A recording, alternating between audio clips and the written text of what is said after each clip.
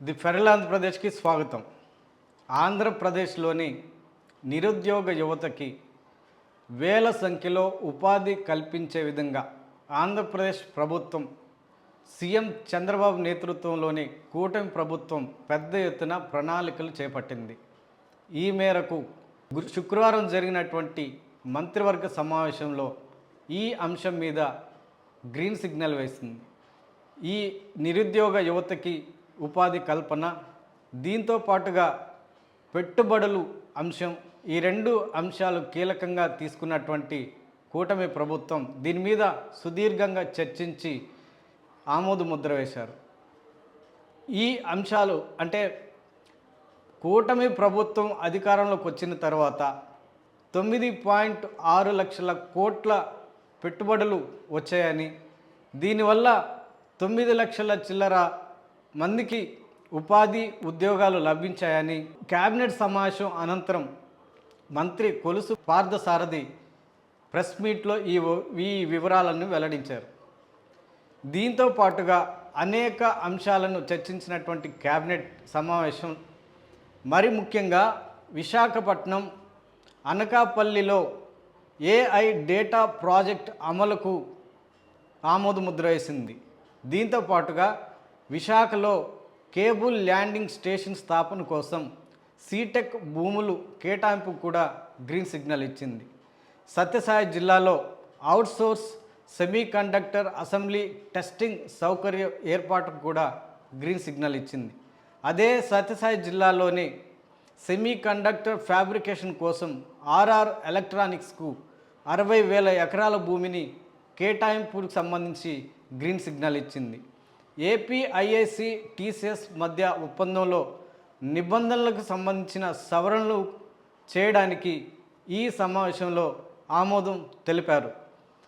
ఈ డెవలప్మెంటల్ యాక్టివిటీస్తో పాటు ఈ అంశాలతో పాటు నిరుద్యోగ యువతకి ఉపాధి కల్పన అంశంతో పాటు ఆంధ్రప్రదేశ్కి పెట్టుబడులు తీసుకురావడము, ఇప్పటి వరకు ఎంతవరకు తీసుకొచ్చాము అంశాలతో పాటు ఈ అంశాలన్నీ చర్చించిన కేబినెట్ సమావేశంలో రాజకీయాలకు సంబంధించి అధికారుల పనితీరుకు సంబంధించి కూడా చర్చలు జరిగినట్టు తెలుస్తోంది. మరి ముఖ్యంగా మంత్రి నాదెండ్ల మనోహర్ సీఎంకి ఒక ఫిర్యాదు చేశారు. అదేంటంటే కేబినెట్ సమావేశానికి సంబంధించినటువంటి అజెండా, దానికి సంబంధించినటువంటి సమాచారం సకాలంలో మంత్రులకు చేరవేయడంలో కార్యదర్శులు సరిగా వ్యవహరించడం లేదు. ఇలా చేయకపోవడం వల్ల మాకు అజెండాలో అంశాలు సరిగా తెలియడం లేదు. అలా తెలియకపోవడం వల్ల మేము సరిగా వాటి మీద ప్రిపరేషన్ కాలేకపోతున్నాము. కూలంకషంగా వాటి మీద స్టడీ చేయడానికి సమయం కానీ అవకాశం కానీ లేకుండా పోయింది.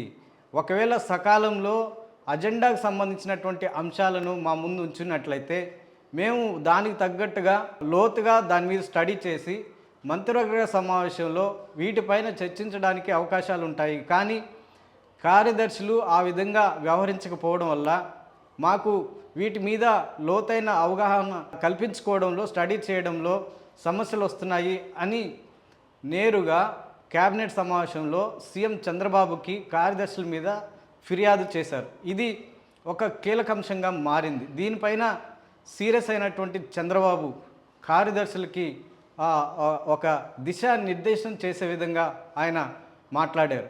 దీంతో పాటుగా గతంలో జరిగినటువంటి కేబినెట్ సమావేశాలు అప్పుడు ఐఏఎస్ అధికారులు, కార్యదర్శులు, ముఖ్య కార్యదర్శులు కేబినెట్కి ముందు అజెండా తయారు చేయడంలోనూ అలా తయారు చేసినటువంటి అజెండాకు సంబంధించినటువంటి అంశాలను మంత్రివర్గ సభ్యులకు చేరవేయడంలోనూ చాలా హుందాగా, చాలా చక్కగా వ్యవహరించేవాళ్ళు. ఇలా వ్యవహరించడం వల్ల వాళ్ళు దానికి సంబంధించినటువంటి స్టడీ చేయడానికి అవకాశం ఉంటుంది. ఈ అంశాలను కేబినెట్లో చర్చించే సమయంలో కూడా కార్యదర్శులు ఆయా శాఖలకు సంబంధించినటువంటి డౌట్స్, అనుమానాలు రేకెత్తినప్పుడు వాటిని నివృత్తి చేయడానికి, వాటి గురించినటువంటి చర్చను, వాటి గురించినటువంటి అంశాలను మంత్రివర్గంలోని మంత్రులకు తెలియజేయడంలో కార్యదర్శులు, ఐఏఎస్ అధికారులు చాలా చక్కగా వ్యవహరించేవాళ్ళు. కానీ ఇటీవల కాలంగా అలాంటి పనులు చేయడంలో, పనితీరును మెరుగుపరుచుకోవడంలో కార్యదర్శులు వెనకడుగు వేస్తున్నారు. ఆ దిశగా చక్కగా వ్యవహరించాలి. మంత్రివర్గం పట్ల కార్యదర్శులు చక్కగా వ్యవహరించాలి.